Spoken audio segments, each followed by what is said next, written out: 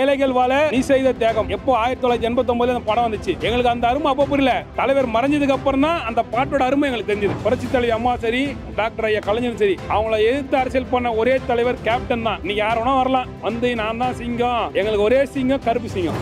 இருக்கும்போது என்ன கூட்டம் வச்சோ அந்த கூட்டம் அதை விட அதிகமாக தான் வந்திருக்குன்னு நான் சொல்லணும். இப்போ அறிஞர் அண்ணா பிறந்த நாளாக இருக்கட்டும், கலைஞர் பிறந்த நாளாக இருக்கட்டும், இந்த கூட்டம் இங்கே வருது. நீங்கள் சொல்லுங்க.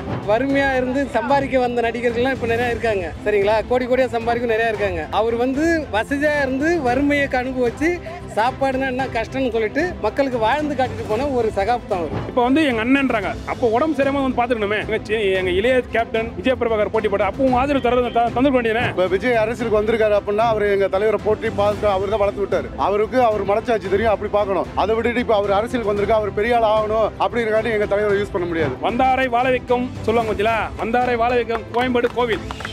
பசின்னு வந்தா இந்த டைம்ல சொல்லலாம். அந்த இடத்துல வந்தா மனசும் நிறையும் வயிறும் நிறையன்ற எண்ணத்துல வராங்கல்ல. இதோட ஒரு மனுஷன் என்னங்க மனுஷன் இல்லைங்க, இறைவன்ங்க. உண்மையிலே சொல்றேன், உண்மையிலே இங்க ஒரு இறை உணர்வை வந்து கோயில்ல உணர்வோம் நம்ம. அந்த உணர்வு வந்து இந்த இடத்துல இருக்குதுங்க. அதனாலதான் ஆனா இப்போ ஒரு மறைஞ்ச பின்னாடியும் மக்களோட மனசு அந்த இடத்துல போய் என்ன வேண்டாங்களோ அது அப்படியே நடக்குதுங்க. உண்மையிலே நடக்குதுங்க. ஏழைகளின் தெய்வம் விஜயகாந்த் தாங்க. அவரோட படத்தை பிரார்த்தனை பண்ணி எனக்கு உடம்பே சிலிர்த்தது. அவர் கடவுளா இருக்காரு நிச்சயமா. என்னோட கண்ணீர், நான் பட்ட கஷ்டம் எல்லாமே அவருக்கு தெரியும், தெரிஞ்சிருக்கும் நான் நம்புறேன். இந்த பிரச்சனை வெளியே வரணும்னு நினைக்கிறேன். பார்த்தீங்கன்னா இவரோட தீவிர ரசிகத்தானே, ஆனால் பார்க்கவே முடியல. இன்னைக்கு கோயம்புத்தூர்லேருந்து தேடி வந்தேன். ஆனால் இருக்கிறவங்க வந்து கரெக்டாக விட மாட்டேன்றாங்க. உள்ள ஒரு சுற்றி ஒரு தொட்டு போடலான்னா கூட. எங்களை மாதிரி பெண்களுக்கு முதல்ல மான பாதுகாப்பு கிடைக்கும். சோறு போடுறது அப்பாற்பட்ட விஷயம். எங்களோட கௌரவம், எங்க மானம் பறிக்கப்படாம நாங்க ஒரு ஆபத்துனா உடனே வந்து அவர் உதவி செய்வார்.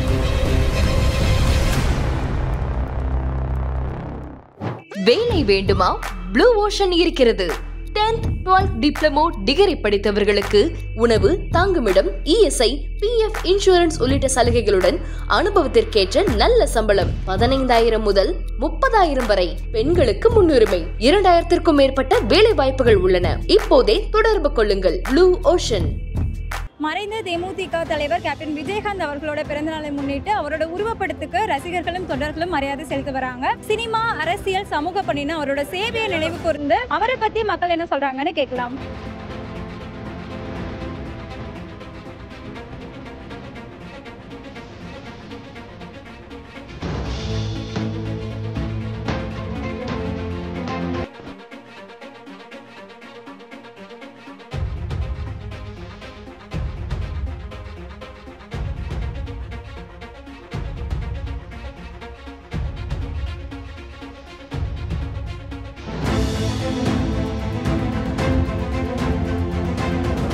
கேப்டன் விஜயகாந்த் அவர்களோட பிறந்த நாள். கேப்டன் விஜயகாந்த் சொன்னோன்னா உங்களுக்கு என்ன ஞாபகம் வருது? மனிதனா பிறந்து தெய்வமா வாழ்ந்தவர். அவர் எல்லாருக்கும் ஒரு முன்னோடியா எடுத்துக்கணும். வருங்காலத்துல வந்து இளைஞரோ அரசியலோ எல்லாத்துக்குமே வந்து அவர் ஒரு முன்னோடியா வச்சு செயல்பட்ட சிறப்பா இருக்கும். அவருக்கு முன்னாடி எந்த பொண்ணையும் அழகுகளுக்கு நிற்க முடியாது, அவரால் மட்டும்தான் நிற்க முடியும். என்னையா காசு காசு பணம், அட போங்கய்யா, நீங்களும் உங்கள் காசு கோடி கோடியாக சேர்த்து வச்சு எங்கேயா எடுத்து போகிறீங்க? தர்மம் நீதி எதையும் செய்ய கேப்டன் ஐயா வர முடியும். படத்துலையும் சரி, நிஜத்துலையும் சரி, ரியல் ஹீரோ கேப்டன் ஐயா. மனிதனாய் வாழ்ந்த அனைத்திலையும் விஷயம் கண்டார், மக்கள் மனதில் நீங்கள் இடத்தை கொண்டார் என்றும் கேட்ட விஜயகாந்த். தமிழன் இன்னும் 2 கவிதை சொன்னார். தமிழன் என்று சொல்லடா, தலை நிமிர்ந்து நில்லடா, ஏய் உங்கள் பூச்சாண்டிக்கெல்லாம் இந்த சிங்கம் பயப்படாது, உறவுக்கு கை கொடுப்பேன், உரிமைக்கு குரல் கொடுப்பேன், தமிழுக்கு உயிர் கொடுப்பேன், ஏழைகளுக்கு ஏதாவது ஒன்றுன்னா உயிரை கொடுப்பேன். நன்றி. எங்களுக்கு நினைவுக்கு வரக்கூடிய விஷயம்னா ஒரு நல்ல மனுஷன், அவர் ஒரு நல்ல மனிதர். அவரை தேடி தான் நாங்கள் ரொம்ப லாங்ல இருந்து வந்திருக்கோம். நாங்கள் வந்து இவங்க வந்து குடியாத்தத்துலேருந்து வந்திருக்காங்க எங்கள் ஃப்ரெண்டு. ஆனால் வந்து நான் வந்து ஐநாவரத்தில் தான் இருக்கேன். அவங்க வந்து தலைவரை பார்க்கணும், அவர் நினைவிடத்தை பார்க்கணும் அப்படின்னு சொல்லி என்னை கூப்பிட்டாங்க. அதனால அவங்களை வந்து அழைச்சிட்டு நாங்கள் இங்கே வந்திருக்கோம். அவர் செய்த நல்ல செயல்கள், அவர் அரசியல் ஏற்படுத்திய தாக்கங்கள், அவர் சினிமாவில் மக்களுக்கு சொன்ன நல்ல விஷயங்கள் இதுதான் ஞாபகம் வரும். கேப்டன்னாலே எங்களுக்கு புல்லரிக்கும். அவர் நினைச்சங்க பாருங்க, முடியெல்லாம் எந்திரிச்சு வேணா ஜூம் பண்ணி பாருங்க. கேப்டன் அப்படிதான். கோலை கூட வீரனாவான் கேப்டன் சொல்ல கேட்டால். அவர் நினைவு கூறணும்னா, இந்த நாட்டு மக்கள் சந்தோஷமா இருக்காங்கன்னா இன்னைக்கு அவரை போல ஒரு தலைவர் வேணும். அவர் தான் எல்லாமே. தலைவர்னா அவர் போல தான் இருக்கணும். அவரை பார்த்து தான் எல்லா பெண்களும் சுதந்திரமா இருக்கணும். இப்ப இருக்கிற தலைவருங்க அவங்கள பார்த்து எந்த ஜெனரேஷனும் உருப்படவில்லை. தலைவர் மட்டும்தான். அவர் பேசுறதுக்கே எனக்கு வார்த்தை வர மாட்டேது, அவ்வளோ ஒரு எமோஷனலா இருக்கு. இப்ப சின்ன வயசுல இருந்து பாக்குற படத்துல மட்டும் இல்ல, நிஜத்திலயும் அவரை போல ரியல் ஹீரோ யாருமே கிடையாது. தலைவர்னா அது அவர் மட்டும்தான். அவர் இடத்துல யாருமே நிரப்பப்பட முடியாது. தலைவன் இருந்தா பாதுகாப்பு இருக்கோ தலைமை இடத்துல தலைவியா அம்மாவும் இருந்தாக்கா அவருக்கு பதிலாக இந்த நாட்டு பெண்களும் நாட்டு மக்களும் பாதுகாக்கப்படுவாங்க. அவர் இடத்துல யார் வந்து பேசினாலும் சரி, யார் வந்து நின்னாலும் சரி, என்ன சொன்னாலும் சரி, இதை செய்யுவேன் இதை போவேன் என்ன பண்ணாலும் சரி யாராலையும் முடியாது. சொல்லக்கூடாதுங்க, யாருமே செய்யணும். செயல்படுத்தி நடத்து கொடுத்தவர் நம்ம தலைவர் மட்டும்தான். அவரை தாண்டி எதுவுமே இல்லைங்க. ஒரு சுதந்திரமா நடக்கிறதுக்கும் போறதுக்கும் பெண்கள் தைரியமா நடக்கிறதுக்கும் தலைவர் மட்டும்தான். அவர் பேசுறதுக்கு நிறைய இருக்குது, சொல்றதுக்கு வாய்தான் வார்த்தைங்களை வர முடியல. ரொம்ப எமோஷனலா இருக்கு, எமோஷனலா ஃபீல் பண்றேன் நானு. ஃபர்ஸ்ட் ஒரே கருத்து, ஹாப்பி பர்த்டே தலைவா. வறுமை ஒழிப்பினால் இயன்றதை செய்வோம், இல்லாதவருக்கு நல்ல ஒரு லட்சம் வெல்லும் நிச்சயம். இந்த 4 மாதம் தான் சொல்லி கொடுத்தார் தலைவர். தலைவர் இன்னைக்கு இல்ல, தலைவர் 2வது பிறந்த நாள் இல்ல, தலைவர் மறைஞ்சு 2 வருஷம் ஆகுது. இன்னைக்கு கடவுளுக்கும் மேல ஒரு அரசியல்வாதியை தலைவராக ஏற்றுக்கொண்ட ஒரு தலைவர்னா கேப்டன் தான். அது யாருமே நிகர் கிடையாது. அந்த வெற்றிடத்தையும் இதுக்கப்புறம் எந்த ஒரு அரசியல்வாதியும் நிரப்ப முடியாது. ஏன்னா தான் சம்பாதிச்ச பணத்தை மக்களுக்காக வாரி கொடுத்த வள்ளல்னா கேப்டன் தான். ஏழைகள் வாழ நீ செய்த தியாகம். எப்போ 1989 அந்த படம் வந்துச்சு, எங்களுக்கு அந்த அருமை அப்போ புரியல. தலைவர் மறைஞ்சதுக்கு அப்புறம் தான் அந்த பாட்டோட அருமை எங்களுக்கு தெரிஞ்சது. ஏழைகள் வாழ நீ செய்த தியாகம், மக்கள் வாழ தலைவர் செஞ்ச தியாகம். ஏன்னா இன்னைக்கு தலைவர் நல்லா இருந்துக்கணும், ஆக்டிவா இருந்தாருன்னா அரசியலுக்கு வராம இருந்தாருன்னா, அரசியலுக்கு வர காரணமே நாங்க தான், முழு காரணம் எங்க தொண்டர்கள் தான். தலைவரை கட்சி ஆரம்பிக்க சொல்லி, ரசிகர் மன்றம் ஆரம்பிக்க சொல்லி, அரசியல் கட்சியை உருவாக்க சொல்லி, இன்னைக்கு தலைவர் எந்த ஒரு அரசியல்வாதியும் எவ்வளவு பேர் ஜாமானுமோ தலைவர் எதிர்கட்சி வரமுடியல. தலைவருக்கு அந்த ஒரு வெற்றியடை இருந்தது. எதிர்கட்சியில் மக்கள் பிரச்சனை கேட்டாரு, பால் விலையும் பஸ் விலையும் உயர்த்தினு சட்டசபையில். இன்னைக்கு அப்போ 2 ஜாமான்கள் அரசியலில் பெரிய பெரிய ஆளுமைகள், புரட்சி தலைவி அம்மா சரி, டாக்டர் ஐயா கலைஞர் சரி, அவங்கள எதிர்த்து அரசியல் பண்ண ஒரே தலைவர் கேப்டன் தான். இன்னைக்கு யார் வேணா வரலாம், வந்து நான் தான் சிங்கம், எங்களுக்கு ஒரே சிங்கம் கருப்பு சிங்கம். இதை மாற்று கருத்தே கிடையாது. தமிழகத்தில் எந்த ஒரு அரசியல் கட்சியும் சார்ந்தவர் கிட்டலாம் கேப்டன் பிடிக்காத மனுஷனே கிடையாது. அரசியல் வேற, நட்பு வேற, உதவி செய்யறதுல தலைவர் மாதிரி ஆகிறது. ஒரு வெள்ள நிவாரணம் தலைவர் தான் 1,50 லட்சம், ஒரு பூகம்பம்னா 1 கோடி. ஏன்னா மற்றவங்கள மாதிரி அரசியல் எங்க தலைவர் முதலமைச்சர் ஆகணும், மக்களை ஏமாத்தணும், நான் பதில உட்காரணும்னா மக்கள் நல்லது பண்ணிருக்க மாட்டார், அரசியல் பண்ணிருப்பாரு. எங்க தலைவர் அரசியல் பண்ண தெரியல, நல்லது பண்ணாரு. அதனாலதான் கடவுள் இன்னைக்கு சீக்கிரம் அந்த யம தர்மம் வந்து கூடும்போது கூட எங்க தலைவர் சொல்லியிருப்பாரு, சாப்பிட்டு போலாமான்னு ஒரு வார்த்தை கேட்டிருப்பாரு. ஏன்னா வந்தவரை வாழ வச்ச தெய்வம் அது. எங்க தலைவரை அழிக்கணும்னு நினைச்சாங்களோ அதே இடத்துல என்னோட தலைமுறையில் இன்னும் 10 தலைமுறையில் என்னோட வாரிசு இன்னும் 10 தலைமுறை இந்த கோயிலை யாராலையும் ஒன்றும் பண்ண முடியாது. எங்க மண்டபம் அவ்வளோ பெரிய மண்டபம் இருந்தது. ஆண்டாள் அழகர் அவரோட தாய் தந்தை பேரை வச்சு ஒரு மண்டபம் திறந்தாரு. அந்த மண்டபத்தை இல்லாமக்கினாங்க, ஏன்னா அரசியல் கட்சி ஆரம்பிச்சதுனால. ஆனால் தலைவர் குடி கொண்ட கோவில் தான் கேப்டன் ஆலயம். இது எத்தனை ஜென்மம் எங்களை அரசியல பதிவு வேணாங்க, MLA MP councillor ward number எந்த பதிவு வேணா. கேப்டன் என்ற ஒரு தொண்டன் இந்த பாருங்க டவுல் போடுவாருன்னா எந்த ஊர் தலைவானிங்க? திருவொற்றூர். இன்னும் தமிழ்நாட்டில் எவ்வளோ தொண்டர் எங்க கட்சியை பொறுத்து சொல்றது வந்து பாண்டிச்சேரி உண்மையான தொண்டர் மேடம். இதை நான் ஏன் சொல்றேன்னா, எங்க ரத்தம் நாடி நரம்பு சதை எல்லாமே கேப்டன் தான். எங்களுக்கு இந்த மக்கள் வந்து தலைவரை ஒரே ஒரு வாட்டி ஆட்சியில் அமுக்க உட்கார வச்சிருந்தாங்கன்னா எங்கேயா போயிருக்க தமிழ்நாடு. ஏன்னா என்னையா காசு செத்தா கூட அரணாக்கார் கிடையாது. ஒண்ணுமே மக்கள் சம்பாதிச்ச பணத்தை வாரி வாரி கொடுத்த வள்ளல் தான். மறைஞ்சதுக்கு அப்புறம் தெரியுது எங்களுக்கே மக்கள் எவ்வளவு பண்ணிருக்காரு. மதுரைலாம் இடம் ஃப்ரீ இடம் கொடுத்த தலைவர்னா கேப்டன் தான். நாங்க பெருமையா சொல்லுவாங்க, இந்த வேட்டி கட்டுறனா கருப்பு எல்லோ சிகப்பு கட்டுறனா எங்க ரத்தம் தான். கேப்டன் ஊழல் பண்ணாத ஒரு இயக்கம்னா தேசிய முற்போக்கு திராவிட கழகம். எவ்வளோ வருமான வரி சோதனை, எவ்வளோ தடைகள், எவ்வளோ பிரச்சனை வந்து தலைவரை பத்தி காமராஜ் வாழ்ந்தார் பார்த்தீங்களா, எடுத்துக்காட்டின தலைவர் தான். எந்த ஒரு அரசியல் கட்சியாரும் சொல்ல முடியும். புரியுங்களா? நீங்க கேளுங்க மேடம். பார்த்தீங்கன்னா இவரோட தீவிர ரசிகர் ஆனால் பார்க்கவே முடியல. இன்னைக்கு கோயம்புத்தூர்லேருந்து தேடி வந்தேன். ஆனால் இருக்கிறவங்க வந்து கரெக்டாக விட மாட்டேன்றாங்க. உள்ள அவரை சுற்றி ஒரு தொட்டு போடலான்னா கூட, தொட்டு கும்பலான்னா கூட உள்ள விட மாட்டேன்றாங்க. சாப்பாடு கூட இல்லாமல் அவரை தேடி கோயம்புத்தூர்லேருந்து வந்திருக்கிறேன். ரொம்ப இவனோட தீவிர ரசிகன் நான். ரொம்ப மனசு சங்கட்டமாக இருக்குது. வந்தும் ஒரு வாய் சாப்பாடு கூட இங்கே யாரும் போட மாட்டாங்க. அவராக இருந்தால் விட்டுருக்க மாட்டார். டைம் முடிஞ்சிச்சு. ஆனால் அவரை பொறுத்த வரைக்கும் என்ன வந்தவங்களுக்கு எப்பயுமே அவர் வழி நடத்துறதே வேற. ஆனால் இங்கே இருக்கிறவங்க பார்த்தீங்கன்னா எல்லாம் ரவுடித்தனம் மாதிரி எல்லாம் ஆளுங்களை தள்ளி விடுறாங்க. ஒரு அனுசரித்து மக்களை யாருமே ஃப்ரீயாக விட மாட்டேன்றாங்க. இது வந்து உண்மையிலே இவங்க பண்றது சுத்தமா சரியில்லை. கேப்டன் இருந்திருந்தா லட்சக்கணக்கான பேர் எத்தனை பேர் இருந்தாலுமே அவர் வந்து மக்களை நடத்துற விதமே வேற. அவர் வந்து கடவுளுக்கு மேல கடவுளுங்க. இன்னும் இன்னைக்கு வரைக்கும் அவர் தீவிர ரசிகன். இன்னும் அல்றேன். நான் வந்து பாத்தீங்கன்னா லவ் பண்ணி கல்யாணம் பண்ண என் ஒய்ஃப் இறந்துருச்சு. இருந்துமே இன்னைக்கு வரைக்கும் அது கூட நான் மறந்துட்டேன். ஆனால் இவரை நினைவில் இன்னமும் இன்னைக்கு வரைக்கும் நான் அழுந்துட்டு இருக்கிறேன் தினமும். அவரோட ஒரு சாங்குன்னா கூட ஒரு தினமும் நைட்டில் கேட்டு தான் நான் நிம்மதியாக தூங்குவேன். அந்த அளவுக்கு என் உயிராக இருக்கிறாரு அவர். எனக்கு எதனால இவ்வளவு பாசம்? பாசம்னா எவ்வளோ இல்லாதவங்களுக்கு எவ்வளோ நன்மை பண்ணியிருக்கிறாரு. சொல்ல போனால் இவர் மாதிரி ஒரு கடவுளே எனக்கு எத்தனை பேர் இழந்திருக்கிறாங்க, இது வரைக்கும் செத்து இருக்கிறாங்க. ஆனால் இவர் உண்மையிலே ஒரு கடவுள் தான். மத்தாலும் கூட வேற எவரும் இது வரைக்கும் எம்ஜிஆராக இருக்கட்டும், எத்தனோ பெரிய பெரிய அரசியல்வாதிங்க கூட இறந்துருக்கிறாங்க. இன்னைக்கு உலக லெவலில் வெளிநாடு இருந்து இன்னைக்கு வரைக்கும் இவருக்கு உண்மையாகவே சொல்கிறேன், இவர் தான் கடவுளே. இருக்கிறது பெருமாளும் இல்லை, முருகன் இல்லை, எதுவுமே இல்லை, இவர் தான் தெய்வமே. என்னை பொறுத்த வரைக்கும் இவரை கும்பிட்டு போனால் நினச்ச காரியம் கண்டிப்பாகவே நடக்கும். என்னை பொறுத்த வரைக்கும் இவர் கடவுள் தான். ஆனால் இது வரைக்கும் அவரை நேரில் தொட்டு கூட நான் கும்பிட்டதில்லை. ஆனால் இன்னைக்கு வந்து நான் அவருக்காக நான் இன்னைக்கு என்னோட ஆர்வம் சொல்ல முடியல. என் கண்ணில் அப்படி இந்த இதை வச்சே அவர் தெரிஞ்சுக்கணும். ஆனால் இங்கே இருக்கிறவங்க வந்து என்னை அதை கொஞ்சம் கூட அதை தொட்டு விட மாட்டேன்றாங்க உள்ள பார்க்குறது. இதெல்லாம் நினைக்கும் போது கஷ்டமாக இருக்குது. மறையலை அப்படிங்கிறது தான் அதை காட்டுது. அவர் இருக்கும்போது என்ன கூட்டம் வச்சோ அந்த கூட்டம் அதை விட அதிகமாக தான் வந்திருக்குன்னு நான் சொல்லணும். இப்போ அறிஞர் அண்ணா பிறந்தநாளாக இருக்கட்டும், கலைஞர் பிறந்தநாளாக இருக்கட்டும், இந்த கூட்டம் இங்கே வருது நீங்கள் சொல்லுங்கள். யாருக்கும் வந்ததில்லை. அது இருக்கும்போதும் சரி, இறந்ததுக்கு அப்புறமும் சரி. அவர் மாதிரி கொடுத்த வள்ளலும் கிடையாது. கடையில் வள்ளல்களும் நாங்கள் கேள்விப்பட்டிருக்கோம், ஆனால் பார்த்ததில்லை. ஆனால் இவரை மட்டும்தான் கடையில் வள்ளல்களும் நாங்கள் நேரில் பார்த்துருக்கோம். கடவுளையும் நாங்கள் பார்த்ததில்லை, ஆனால் இவரை மட்டும்தான் பார்த்துருக்கோம். மனுஷனுக்கு நல்லவனுக்கு உதவி செய்யற மட்டும்தானே கடவுள். அது இவர். நானும் கடவுள் சாமியெல்லாம் கும்பிட்றதில்லை, கடவுள் மறுப்பு கொள்கை உள்ளவர் நான். ஆனால் தலைவன் இறந்ததுக்கப்புறம் இவரை மட்டும்தான் கடவுளாக கும்பிட்றேன். 4 பேருக்கு நல்லது செய்கிறதானே கடவுள். கவர்மெண்ட் ஆஸ்பத்திரியில் 1990 1 ரூபா 1.5 ரூபா சீட்டு கொடுப்பாங்க. அந்த ஆஸ்பத்திரி சீட்டுக்கு வாங்கிட்டு போகணும். அந்த தலைவன் 90லேயே 89லேயே தனியாக ஒரு ஆஸ்பத்திரியே கட்டி ஃப்ரீயாக செலவு பண்ணார். தான் நடித்த பணத்தை எல்லாம் கொண்டாந்து அந்த ஆஸ்பத்திரியில் போட்டார். இன்னைக்கு 200 கோடி 250 கோடியெல்லாம் வாங்குறாங்க. என் தலைவன் வானத்தை போல படத்தில் தான் 1 கோடியே வாங்கினார். அப்படி இருந்தும் கூட அந்த பணத்தை எல்லாம் மக்களுக்காக செஞ்சார். இன்னைக்கு அந்த மாதிரி செய்யறதுக்கு சொல்லுங்க. இன்னைக்கு 2 வருஷமா செய்யறாங்க. சில நடிகர்கள் வர்றாங்க, செய்யறாங்க, மாநாடு போடுறாங்க, செய்யறாங்க. என் தலைவன் மாதிரி யாரையாவது செய்ய சொல்லுங்க. பிரபாகரன் இறக்கிறதுக்கு முன்னாடியே வறுமை ஒழிப்பு தினம்னு கொண்டாட இலங்கையில் ஈழத்தமிழர்கள் இன்னல்கள் தீரும் வரை பிறந்தநாள் கொண்டாட மாட்டேன், வறுமை ஒழிப்பு தினம்னு கொண்டாடினாரு. இன்ன வரைக்கும் அதை கடைபிடிச்சிட்டு இருக்காரு. அங்கே வந்து இலங்கையில் வந்து பிரபாகரன் கேப்டனாக இருந்தார். இங்கே கேப்டன் பிரபாகரனா இருக்காரு. இப்போ என் தலைவன் இல்லை, ஆனால் கேப்டன் பிரபாகரனா அவர் பையன் இருக்காரு.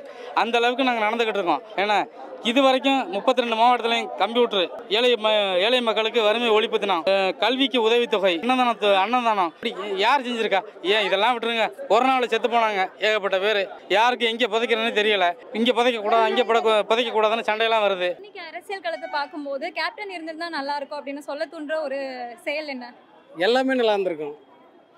எல்லாமேனா பெண்களுக்கு நடக்கிற கொடுமைகள் நல்லா இருக்கும், லஞ்சம் இல்லாமல் இருக்கும், ரேஷன் பொருட்கள் வந்து வீடு தேடி கொடுப்போன்னு சொல்லிட்டு அன்றைக்கே சொல்லிட்டு போனார். அதை இப்போ செயல்படுத்துகிறாங்க இப்போ உள்ள இது. அதை மாதிரி வந்து அவர் எல்லாமே நல்லா இருக்குன்னா எல்லாமே செய்வார். அதாவது மனிதனாக பிறந்து தெய்வமாக வாழ்ந்தவர். அவர் வந்து செயல் ஒன்று சொல்லு ஒன்றுன்னு கிடையாது. அவர் வந்து அரசியலுக்கு வந்து ஒன்றும் செய்யலை. வசதியாக, அதாவது வறுமையாக இருந்து சம்பாதிக்க வந்த நடிகர்கள்லாம் இப்போ நிறையா இருக்காங்க. சரிங்களா? கோடியாக சம்பாதிக்க நிறையா இருக்காங்க. அவர் வந்து வசதியாக இருந்து வறுமையை அனுபவிச்சு சாப்பாடுனா என்ன கஷ்டம்னு சொல்லிட்டு மக்களுக்கு வாழ்ந்து காட்டிட்டு போன ஒரு சகாப்தம் அவர். அதுதான் அவர் வந்து பின்பற்றணும் நிறையா. அதாவது பாலிடிக்ஸுக்காக, நம்ம விளம்பரத்துக்காக, நியூஸுக்காக, இது என்னவோ 10 பேர் 10 விதமாக போடலாம். அதாவது மனிதனாக பிறந்த கடவுள் அவர். அதாவது 10 அவதாரம் சொல்லுவாங்க பெருமாள் கோயிலில், 11வது அவதாரம் கேப்டன். இதை வந்து நம்ம எல்லாமே ஃபாலோ பண்ணணும். இப்போ நீங்கள் சொன்னீங்க தளபதி விஜய் வந்து சொல்லியிருக்காரு, கேப்டன் பேரை யூஸ் பண்ணியிருக்காரு அப்படின்னு நீங்கள் சொன்னீங்க. ஒரு தலைவனை நாங்கள் இழந்துட்டோம், இன்னொருத்தர் வந்து அவர் வழியில் நாங்கள் வந்து வரோம் அப்படின்னு சொல்லியிருக்காரு. இவரையும் நாங்கள் இழக்க தயாராக இல்லை. கண்டிப்பாக அவர் வழியில் தளபதியை செய்வார்ன்ற நம்பிக்கை கண்டிப்பாக எங்களுக்கு இருக்கு. அதனால தான் அவர் பேரை இவர் யூஸ் பண்றாரு, அண்ணன் பேரை தம்பி யூஸ் பண்றாரு. அது வந்து பாத்தீங்கன்னா நீங்க விஜய் பத்தி தான் கேக்குறீங்கன்னு நினைக்கிறேன். மறைமுகமா சொல்றது வேணா, விஜய்க்கும் விஜயகாந்துக்குமான வித்தியாசம்ன்றது மலைக்கும் மடுவுக்குமான வித்தியாசம் தான். விஜய் வந்து மடு அடிபாகம் தான், விஜயகாந்த் வந்து மலை. அந்த உச்சத்தை யாரும் தொட முடியாதுங்க. உண்மையிலே சொல்றேன். காலியாலாம் இல்லைங்க, எங்க அண்ணியார் இருக்காங்க.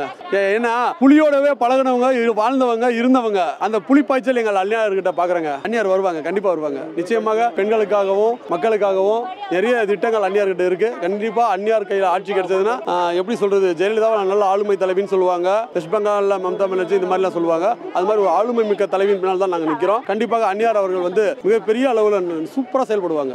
அதான் சொல்றேன், வெற்றிடம் நிரப்ப அரசியல்ல எப்படி வேணா வரலாம். எங்க அண்ணன் இன்று புரட்சி கலைஞர் கேப்டன் விஜயகாந்த், எங்க தலைவர் உடம்பு சிரமம் எவ்வளவு கஷ்டம், ரொம்ப கண்ணீர் சிந்துவோம். கடவுளே நல்லது பண்ணியா, எங்க தலைவரை இப்படி ஆக்கிட்டே தலைவர் ஏந்து கூட முடியாது. ஏன்னா மனசு கஷ்டம்.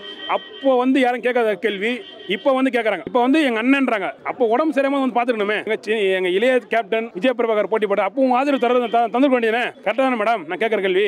இன்னைக்கு அண்ணன்றீங்க, அண்ணன் பையனுக்கு ஆதரவு தர வேண்டியது விருதுநகர்ல ஏன் தரல? அப்போ அரசியல்ல இன்னைக்கு எந்த ஒரு ஜாமானும் இல்ல, வெற்றி எடுத்த ஈஸியா நிரப்பலானுங்க. அது கனவுல நடக்காது. தேவைக்கு எங்க தலைவரை யாரும் பயன்படுத்த முடியாது. விஜய் அரசியலுக்கு வந்திருக்காரு அப்படின்னா அவர் எங்க தலைவரை போற்றி பாதுகா அவர் தான் வளர்த்து விட்டாரு. அவருக்கு அவர் மனச்சாட்சி தெரியும், அப்படி பார்க்கணும். அதை விட்டுட்டு இப்ப அவர் அரசியலுக்கு வந்திருக்கா, அவர் பெரிய ஆள் ஆகணும் அப்படிங்கிறக்காண்டி எங்க தலைவரை யூஸ் பண்ண முடியாது. எங்களுக்கு தலைவருக்கு அப்புறம் தலைவி எங்க அண்ணியார் தான். இன்னைக்கு வரலாம் நாங்க எல்லாம் ஆதரவு தெரிவு பண்ணிட்டு எங்க குடும்பம் மடது கேப்டன் உருவாக்கணும். கோவில், கட்சி, நிர்வாகி, தொண்டை எல்லாம் நாங்க இருக்கிறோம். எங்க இயக்கத்தை விட்டு நாங்க வெற்றியோ தோல்வி நாங்க பார்க்க தோல்வியே கிடையாது மேடம். 2011 அப்புறம் 14 வருஷம் தோல்வி தான் எங்களுக்கு. மக்கள் தோல்வி தான் கொடுத்துருக்காங்க. இன்னும் பாருங்க, கட்சி தொண்டையான சாப்பிடல, பொதுமக்கள் எல்லாம் சாப்பிடுறோம். எப்படி வந்தாரை வாழ வைக்கும் சொல்லுவாங்க பத்தியா? வந்தாரை வாழ வைக்கும் கோயம்பேடு கோவில்.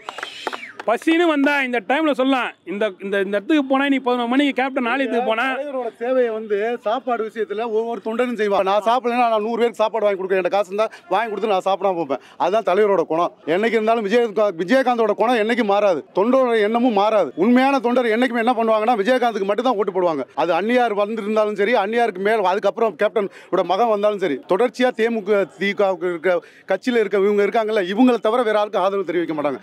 எங்க தொண்டர்கள், என்னோட இருக்க தொண்டர்கள், உண்மையான தொண்டர்கள் யாரும், ரசிகர்கள் யாரும் வந்து வேற ஆளுக்கு போக மாட்டாங்க. போறவங்க வந்து அது வேற மாதிரி உள்ளவங்க. பெரிய பெரிய தலைவர்கள் மறைஞ்சிருக்காங்க. இன்னைக்கு எங்கேயும் அடக்கம் பண்ணிக்கிறாங்க. நம்ம பீச்சில் யாரும் போயிட்டு சாமி கும்பிட்டு கருப்புரங்கல் நீங்க உள்ள போய் பாருங்க. நான் இப்போ போன தலைவரை பார்க்க போனேன். இப்போ நான் கருப்புரம் கொளுத்தி ஆரத்தி எடுத்தேன்.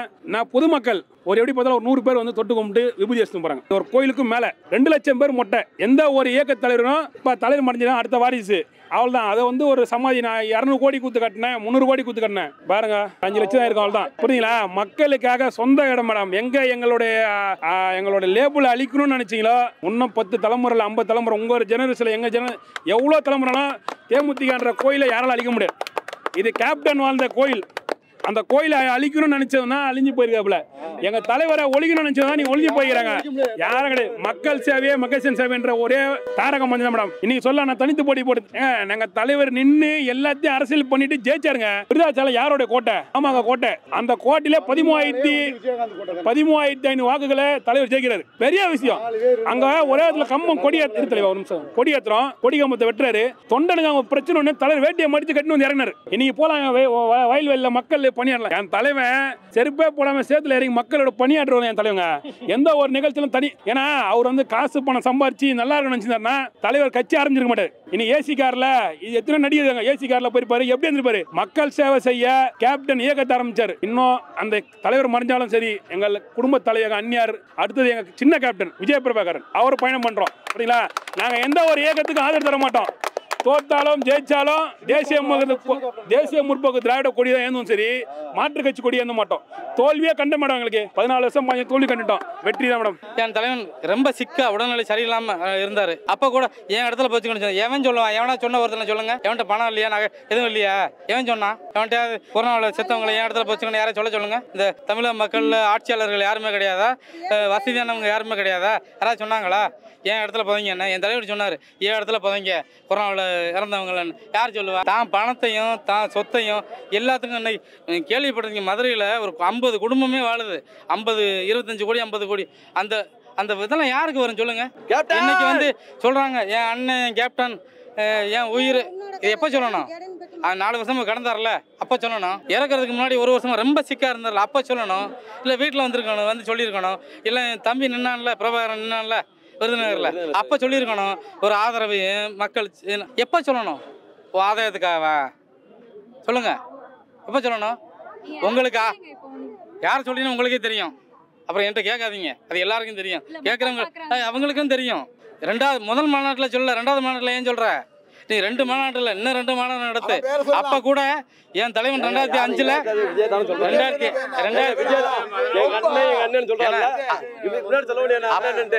2 மாநாடு நடத்திருக்காரு. இன்னும் 2 மாநாடு நடத்துங்க. 2005ல என் தலைவன் தோப்பூர்ல மதுரையில் நடத்தினாரு. அந்த மாநாட்டை நீங்க கிட்ட கூட வர முடியாது. அதெல்லாம் உங்களுக்கு தெரியாது. நாங்கள் அப்போவே போய் 2 நாள் மதுரையில் பஸ் ஸ்டாண்டில் படுத்துக்கிட்டு வந்தாங்க நாங்கள். ஏன்னா அப்போல்லாம் சின்ன பையன் அப்படி இருந்தால் வந்தாலும் நாங்கள். இன்றைக்கி உங்களுக்குலாம் தெரியாது 8 லட்சம் 7 லட்சம்ங்கிற இன்றைக்கி வலைதளம் சமூக ஊடகம் அத்தனை இப்போ தட்டினா 2 நிமிஷத்தில் போயிடும். அன்றைக்கி நாங்கள் தட்டியில் போர்டு எழுதி வேஷ்டியில் பேர் எழுதி நாங்கள்லாம் வச்சாடுனாங்க. ஏன்னா தலைமை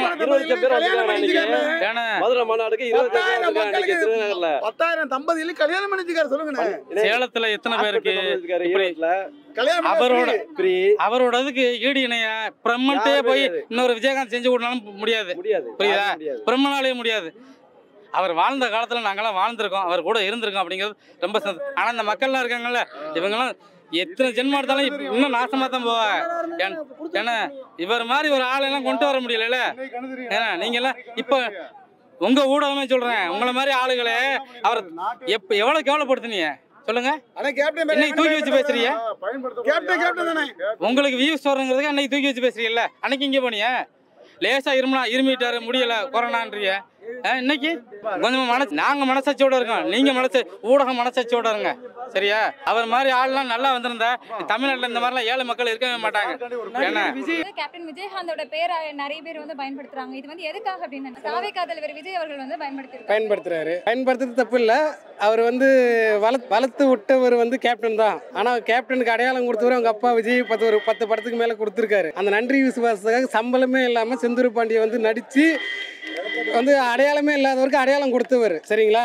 அந்த அடையாளத்தை கொடுத்தவரை வந்து நன்றி இல்லாமல் நன்றி வந்துட்டு அவர் உடம்பு சரியில்லாதப்போ அவர் வந்து ஒரு வார்த்தை சொல்ல ஏன்னா உடம்பு சரியில்லை வந்து அன்பளிப்பாக ஒரு ஃப்ரெண்ட்லியாக வந்து பார்த்துக்கலாம். இதுக்கே பக்கத்து தெருவா அந்தமான் லண்டனில் இல்லை, பக்கத்து தெருவு தான் சாலி கிராமத்தில் விஜய் வீடும் கேப்டன் வீடும் பக்கம் தான் சரிங்களா? பார்த்துருக்கலாம்.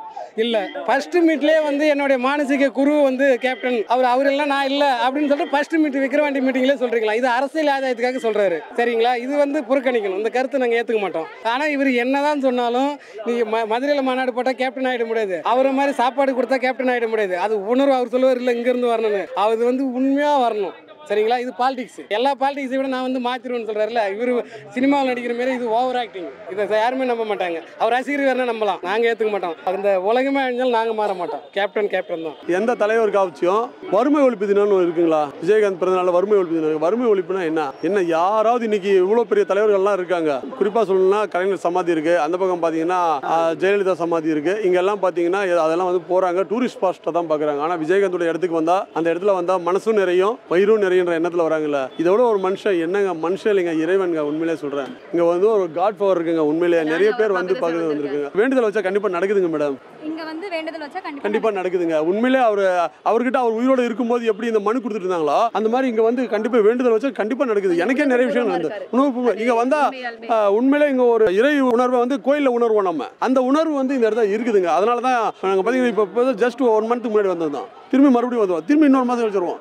ஒரு சிலர் எல்லாம் உடம்புக்கு முடியாதவங்கலாம் வந்து கும்பிட்டுட்டு போய் அவங்க உடம்புக்கு நல்லா இருக்கு. எவ்வளோ ஆச்சரியம் சொன்னா, கட்சிக்காரன் இருந்தாலும் சொல்ல, உண்மையிலே சொல்றேன் ஒரு இறை சக்தி இருக்குங்க. அவர் ஒரு சித்தராகவே மாறிட்டாரோ அப்படின்ற எண்ணம் தான் தோணுது எங்களுக்கு. அவரோட மறைவுக்கு அப்புறமா நீங்க மிஸ் பண்ற ஒரு விஷயம் என்ன அப்படின்னு? அவர் மறையலைங்க. அவர் அதாவது எப்படின்னா அவர் உருவம் இல்லை, அவர் தெய்வமா எல்லாரும் மனசுல இருக்காரு. அவர் மறைஞ்சதை நாங்கள் ஃபீல் பண்ணலையே சரிங்களா?